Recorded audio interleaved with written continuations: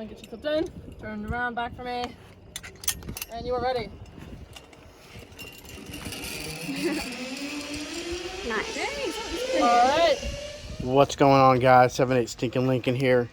Real quick today, this is going to be a real short one. What we're going to do today is I'm going to add in a fuel pressure regulator.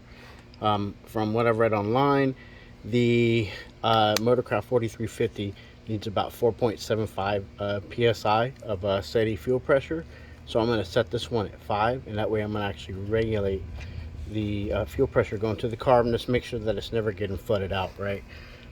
Now, in your case, well, in my case, right, I've already cut out a section of the fuel line underneath here that was partially crushed from when this vehicle was a lowrider.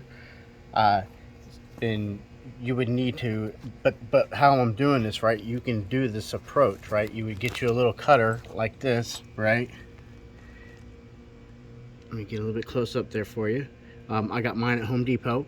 And then I would cut out the same section that I did and just do exactly what I'm about to do to put the fuel pressure regulator here, right? Because what's good is this will keep it out of the way, but also you can access it, right? And it's not going to be up there underneath the carb where you got to remove the air cleaner every day. But see that section of hose right there, that's where I would cut out, you know what I mean? Put your rubber hose in there just like I did, and then add your fuel pressure regulator. It may not need one, but it definitely doesn't hurt to have one, considering that, you know, everything is mechanical here, and the only thing that's metering the fuel is the carburetor, right? And the carburetor's, like in my case, in my car, is 45 years old. So I mean, if I can help optimize the fuel delivery to it, why not? You know what I mean? So anyhow, that's what we got. I'll check in, you know, once we get. Okay, let's see here. First step is done. I've got the hose cut. I'm going to cut another section out and I'll check back in. Okay, here we go. Got the first section in the way that I want it. Okay. I put a little bit of transmission fluid right on the tip here. You know what I mean? Just to lubricate it up a little bit. You can use your oil, whatever.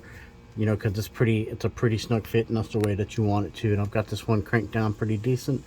I'm going to use this to gauge out how much I need to cut from the other side, and then I'll attach it, and then I will secure it. Alright, she's finished. There she is in all of her glory. 5 psi, plenty of space for the travel for the coil, and for the spring, and for the lower control arm. So that will close that chapter. It's nice and secure, ain't gonna go nowhere. Let's give it a little crank up. If I can get up from underneath here. All right. Oh.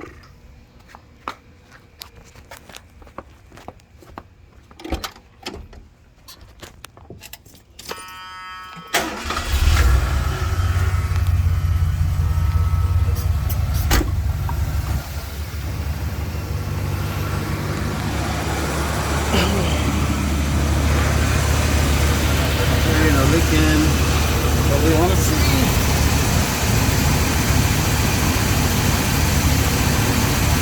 Okay. Looking good. We are now fuel pressure regulated.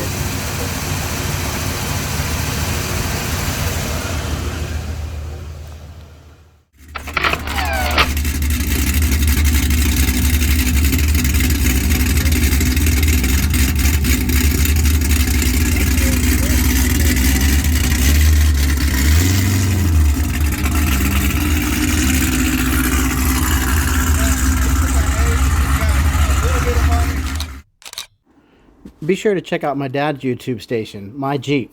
The link is in the description. See below. Thanks. Bye.